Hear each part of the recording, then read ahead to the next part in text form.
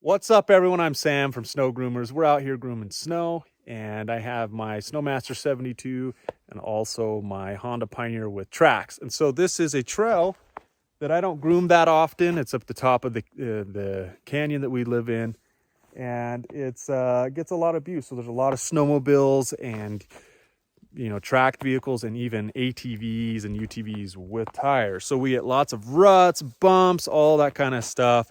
I've only groomed it, I think, twice this year. I groom my trail as often as possible.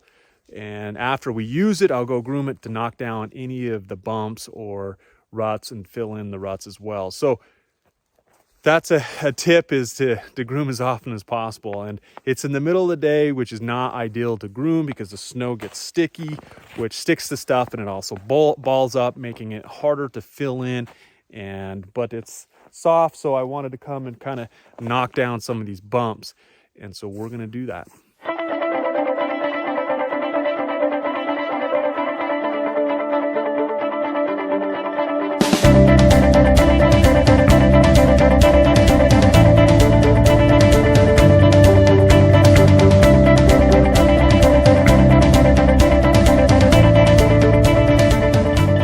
So this is our SNO-RAZOR 72, and we're out with our SNO-RAZOR Blade. We don't really have good snow conditions. We haven't had a fresh snow for a while. It's been warm, so what happens is the snow gets really dense and heavy, and then it gets cold enough at night that it freezes. And so we almost have ice to work with, which these are made for grooming snow, not ice. But the SNO-RAZOR Blade, as you can see in the angle, the whole idea is when you drop the SNO-RAZOR, it's going to cut down into the snow and give you new snow to work with. So the goal of the SNO-RAZOR is for it to cut or slice through the snow. You want the snow to essentially go up over the razor blade. So see how it's cutting right here? What I'll do is then it'll go up over that and then hit the snow deflector and then get packed down by the chassis on the back. If your angle of your blade's too steep, you're plowing. And when you're plowing, that's not what you want. You put a lot of pressure on there. You're just smashing the snow, and it doesn't help you clean and cut your trail. If it's cold enough, 30 to 35 degrees is kind of where I'd say is on the tipping point of being too warm.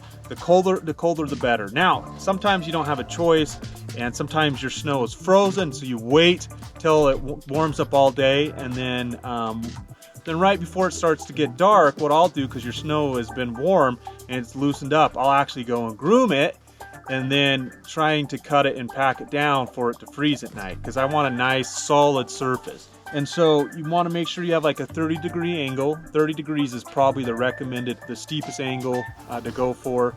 30 degrees if it's like harder packed snow, and if you have lighter, softer snow, you can actually go down to 25 or 20 degree angle. Having the right angle when you're dropping your SNO-RAZOR is really important. You want it to basically stay on top of the snow, not dig down and bust your shear bolts here. So you can raise and lower the depth of it by changing and loosening the black knobs on the back.